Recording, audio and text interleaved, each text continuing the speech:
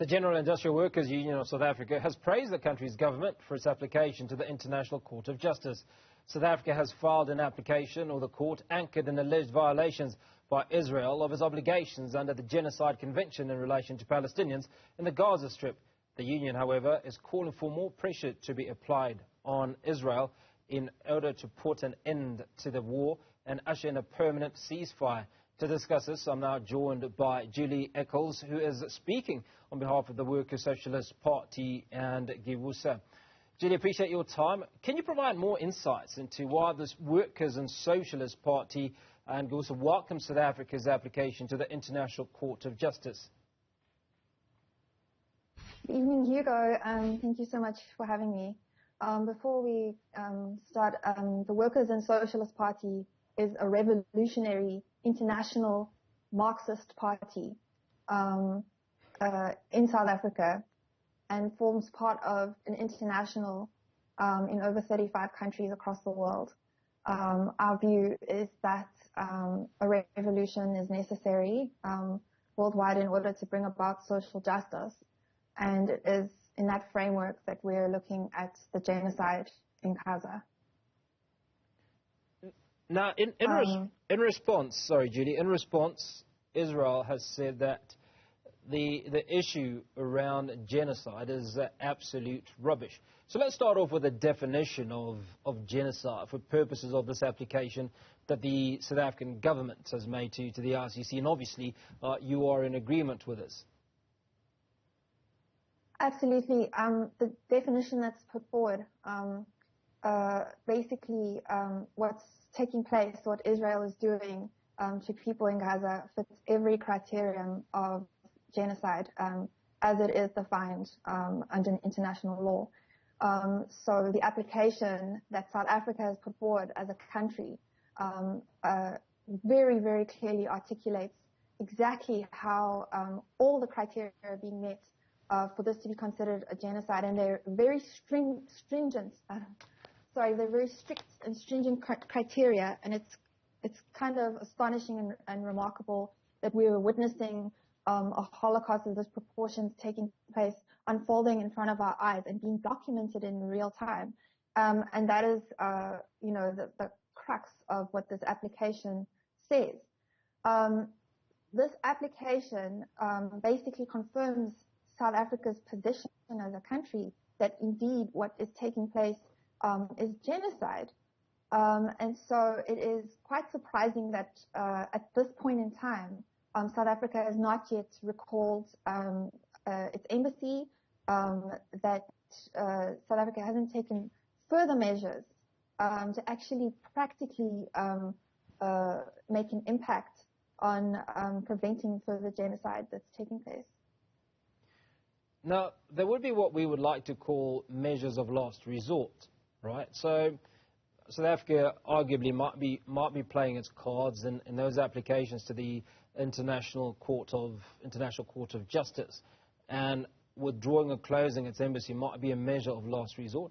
But let's talk about the International Court of Justice and maybe juxtapose the Israel-Hamas situation to what's transpired between Russia and in Ukraine, and how within moments of the issues around the children being captured by the Putin administration, there was a massive call. In fact, South Africa was under pressure to arrest President Vladimir Putin if he sets his feet on South Africa's shores. Can we expect, do we see a similar reaction by the ICJ? So the ICJ, it's a statutory body that it deals with inter-country issues. The country, South Africa, has brought an application against the country, Israel. The ICC deals with individuals, and so you would prosecute an individual, and if that individual is found guilty, they could then be arrested. So it's slightly different, the ICC versus the ICJ. As far as the parallels between, the Russia-Ukraine war and the genocide in Gaza, and I think it's very important that we make sure that we use the correct terminology. This is not a war. It's not a war between two armies. it's a genocide. It's a country with one of the most powerful militaries on earth, backed by the world's largest empire, that is systematically erasing, wiping out, exterminating innocent civilians on the ground. So these are two very different, there are certain parallels that one can draw, but we have to be very clear that it's totally different in scale, totally different in nature. There are imperial aspects to both of these wars, but the situation in Gaza is dire. The numbers are absolutely brutal, shocking, horrifying. More children have been murdered in the past 2 months than the past 2 years. Not even close. When we're looking at Gaza compared to the situation in Russia and Ukraine. So I just think we should make that distinction first of all. Then, in terms of what the implications are, should Israel be found guilty of the crime of genocide, the implications are that the UN Security Council would have to hold it accountable. And so, after that, we would start looking at those measures of accountability. For instance,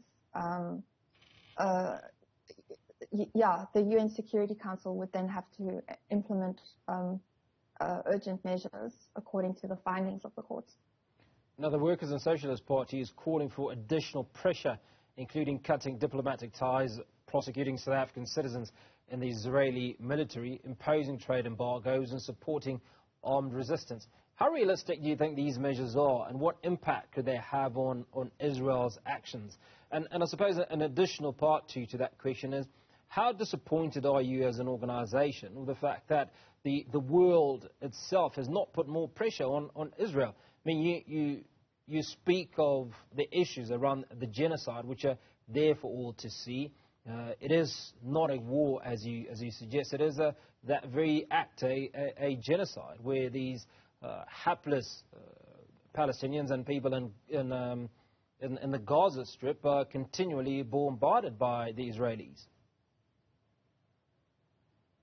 Absolutely, and the list of war crimes being perpetrated against these innocent civilians, the starvation, the lack of access to water that Israel imposing on them, and Israel itself has repeatedly stated that its objective is to get rid of Palestinians, that they're animals, that they want to ethnically cleanse them off the land, and then ironically will turn around and deny it.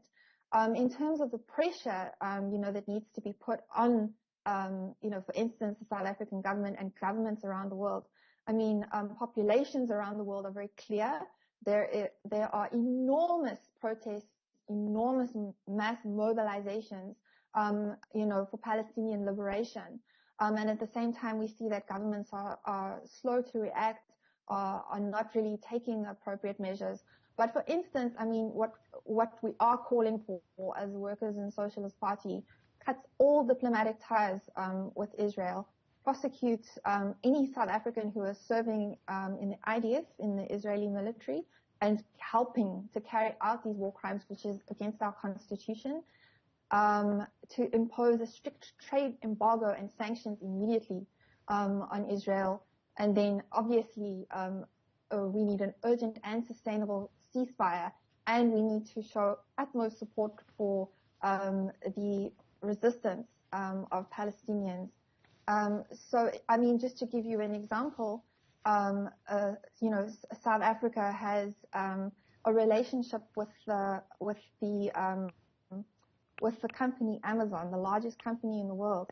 Amazon is actually supporting the tech genocide that Israel is carrying out by providing the tech and cloud computing necessary for the Israeli military to create hundreds of targets and a day and actually fire and actually bomb those targets. And yet South Africa has recently welcomed Amazon onto our shores. That's just one example of where, South Africa could really do a lot more to hold these imperialist entities accountable. So, we're really urging people to put maximal pressure. And while we're talking about, the sort of linkages of countries like Palestine and South Africa, it's already affecting us as South Africans, because Israel, for instance, openly funds political parties in South Africa. So these kind of things will have an effect on our everyday life as well. Our freedom to protest, our freedom of speech, these things are being influenced by the situation. And at the same time, where we see these AI technologies being used against people in Palestine, Israel immediately turns around and sells that to other warmongering countries as a method of defense that is battle tested. So this really, we really need to stand up against this with every fiber of our beings, because, and again, WASP is an international body. We believe in international solidarity to bring about change, to bring about the necessary and urgent change that we need to see. Julie Eccles, speaking on behalf of the Workers' Socialist Party and Giwusa, appreciate your time.